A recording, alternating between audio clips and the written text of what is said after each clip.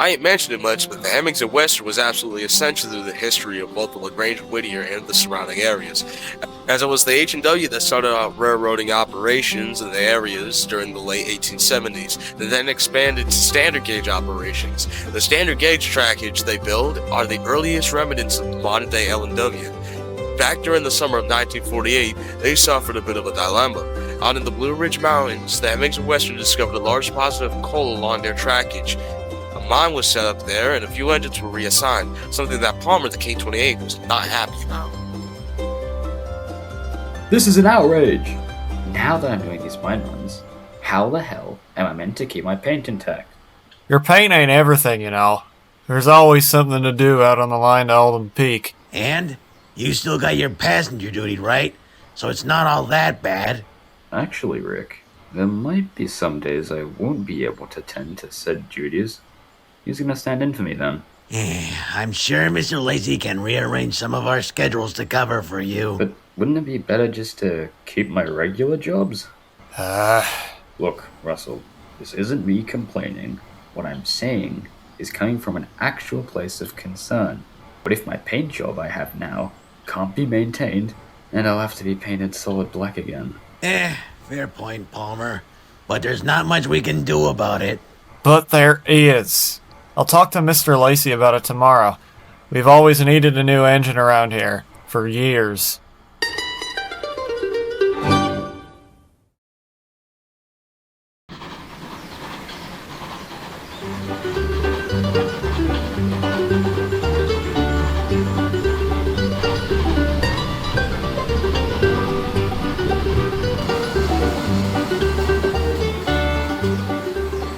Commuters today.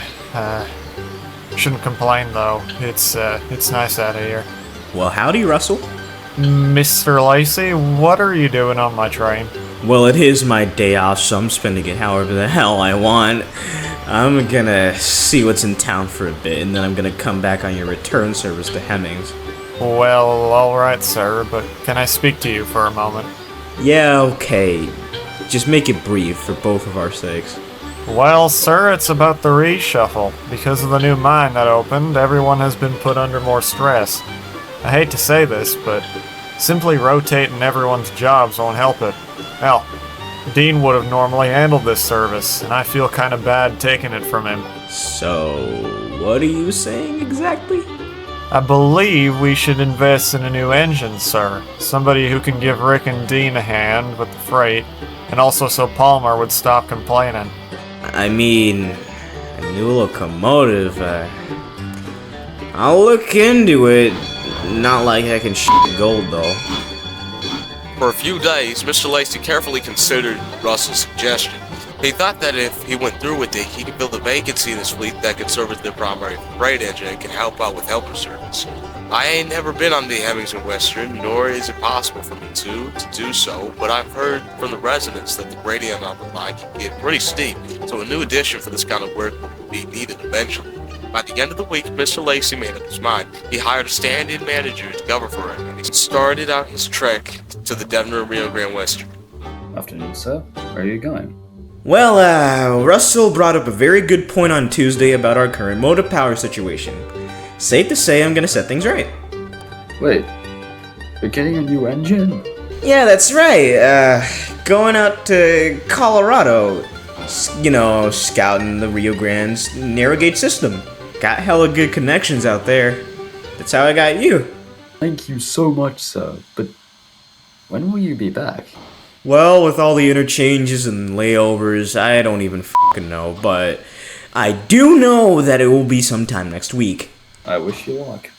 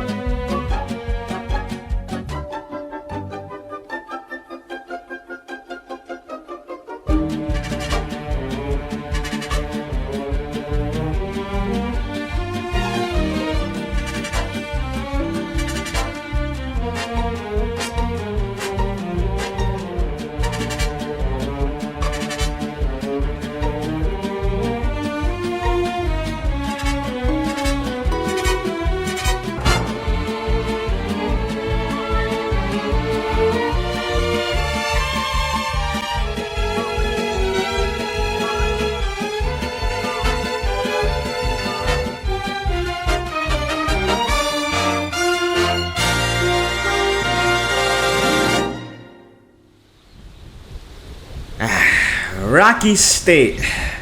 Now to get somebody from the board. Well, I'll be damned. Clovis, is that you? In the flesh. Good to see you again, George. So what brings you over here from North Carolina? Well, company's been fumbling for a bit, and I'm looking for a new locomotive to buy. Okay then, it's been pretty busy on this line, but we can spare one or two. I'm kinda strapped for cash. What's the cheapest one for grabs? Follow me, we got one in the back. Good lord, what happened to this poor bastard? Here we got a K-36. He had a tumble down the mountain a while ago. We never got around to fixing him, but we didn't have the heart to scrap him. We'll be more than glad if you took him off our hands, Clovis. I mean, sure, does he have a name? Not that I remember, but I'm sure he has one. So what do you think, you buying? Yeah, of course. Second chances and all that spiel. Might take a couple of months, but I'm pretty sure we'll have him fit as a fiddle by the end of the summer. I should spiral into here. Just stay in town for the rest of the day. By tomorrow we'll finalize the paperwork to transfer ownership. Just one more thing. What are you gonna do as far as transport? Hey, I'm sure you can negotiate with some neighboring roads. Just tell them the load's bound for Bakersfield in North Carolina. That might take a while, but we'll make sure it happens. Where to again? Make sure to write it down. Bakersfield, North Carolina. Bakersfield. Okay then, it was nice seeing you.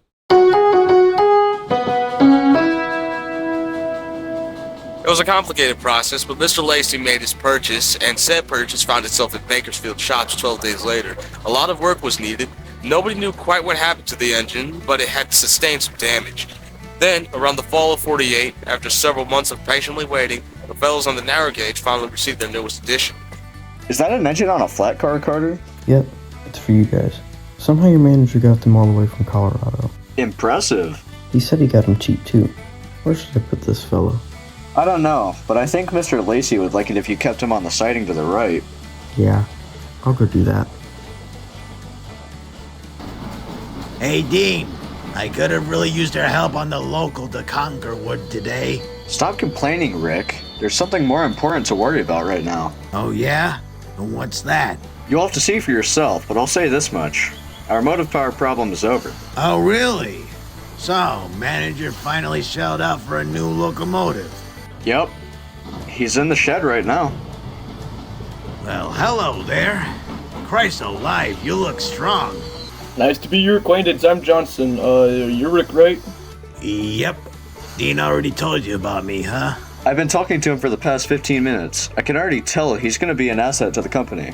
What are you, a K-28? K-36, you stupid bitch. Palmer's a K-28, you goof. I'm not goofy, you are. Whatever. I got a supply train up to Clover Ridge this afternoon. It's pretty long, so I might need your help, Rick. Actually, why don't you give the rookie a try? Just say you're lazy. But nonetheless, it's a good idea. You feeling up to it, Johnson? Yeah, Dean, can somebody move me to a water tower? They emptied my fuel supply before shipping me here to this Chuck E. Cheese place. Don't worry, I'll do it. So much for being lazy, huh, Dean?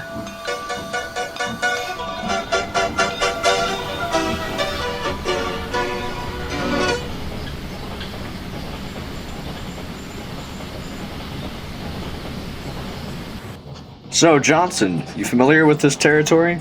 No, seems pretty flat to me. And that just suits me real fine. That's only a bit of this little line of ours. You'll see later, our tracks stretch high into the Blue Ridges. Oh. Why are you disappointed? You were built for steep hills. Oh, it's not that I'm disappointed. It's just, it would have been a little more preferable if I was able to be a helper in the middle of, our consist here. I'm sorry. What? We use mid-train helpers all the time on the Grand. You're telling me you're not the least bit familiar with that? Well, we don't got any practical use for that around here. And during my days on the Rio Grande Southern, we were too poor to afford that. We rarely even did doubleheaders. Sounds rough. It was. I'm glad I found this place. Aren't you gonna point out locations along the line, since I'm gonna live here from now on? Oh, yeah, sure. We started in Hemmings. I already knew that. Awesome. Then the next location we passed through with the logging mill and other stuff is called custard. Like custard creams? You're funny. I thought of it like that too. The Syria gets kind of boring on this part. About 160 paces west is the mine owned by the Vivian Coal Co. Paces? What are we, damn pirates? I don't know why I said that.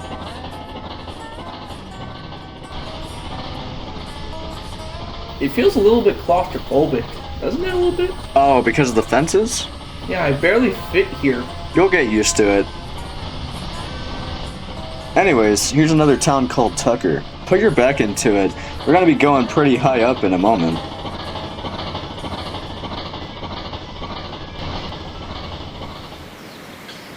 Now this right here is my favorite part of the line, Faraday Summit. Standing at 2,977 feet above sea level, is the highest point on this railroad. Yeah, sure. I can see why. You okay, buddy? Yeah. Keep going, we're almost to the summit.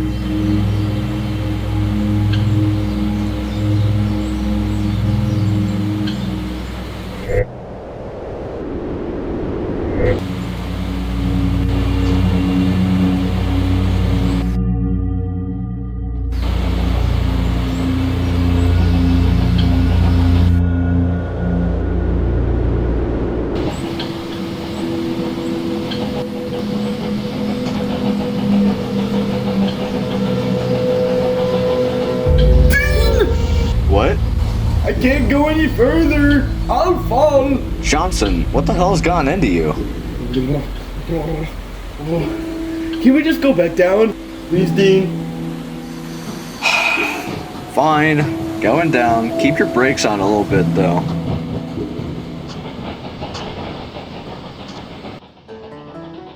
Dean left Johnson in siding at Tucker, losing lots of time while doing so. He struggled over the gradient, but after a while, finally reached Henderson on the other side. Russell would be called over to help him the rest of the way. Because of Johnson's outburst, it was decided that he would be left at Hemmings until further notice. This was a huge problem since Mr. Lacey went all out on getting a new freight engine, and he wasn't even able to work because of a problem that only existed in his head. The other engines of the Hemmings and Western, however, took it upon themselves to get to the bottom of this. Now Johnson, what the hell was that about?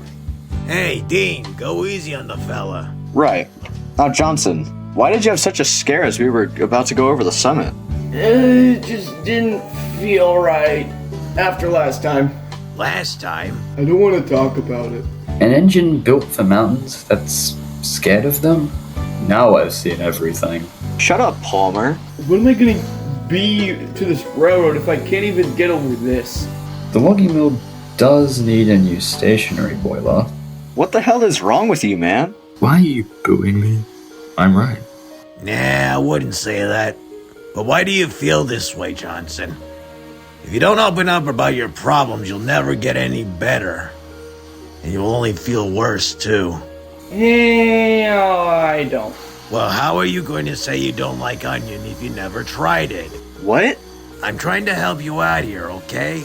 Okay, Rick. There was a reason Mr. Lacey was able to buy me so cheap. It was 2 years ago.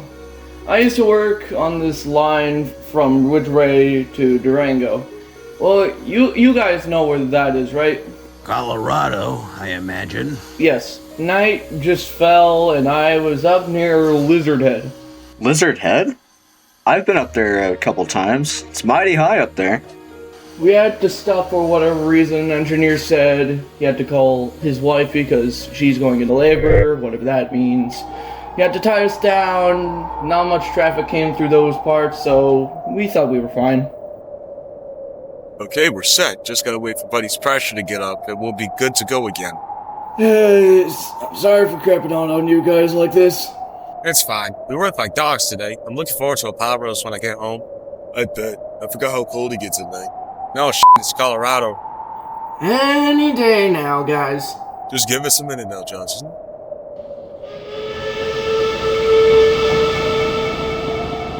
You guys hear that? I do. I think it's coming from in front of us. No, behind us.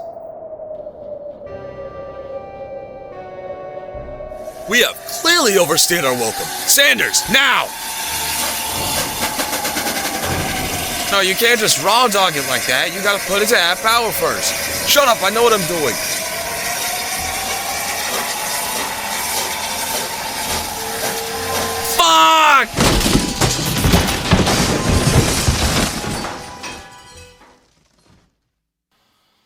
What happened after that? We all went tumbling down a ravine. An overnight freight plowed into the back of us at what had to be track speed. My crew was wasted and I went unconscious soon after.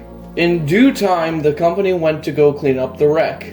But due to tight budgeting, they weren't able to retrieve anything or everything at once. They got the engine of the other train out as well as a few other cars, but they decided to come back for me later.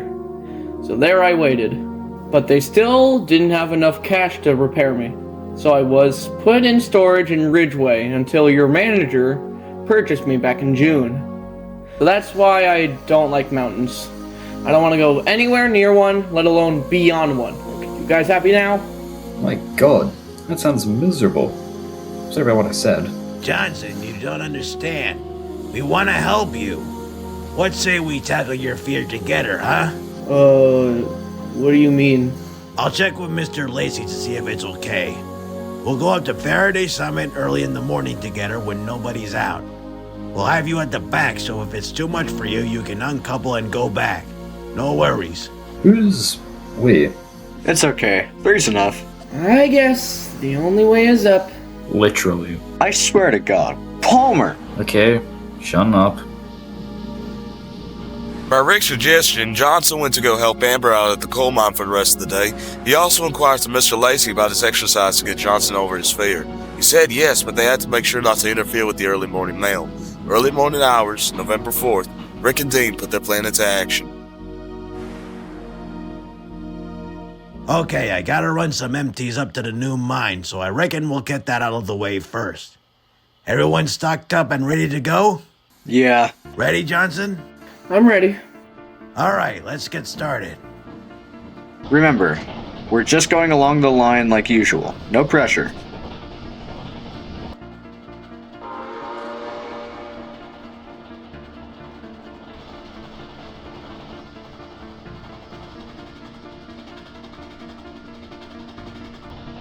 Okay, now I want you to focus on me and only me. Think about things that make you happy. As a matter of fact, what does? Not much comes to mind except you guys. You've really made me feel welcome since I was bought. Thank you.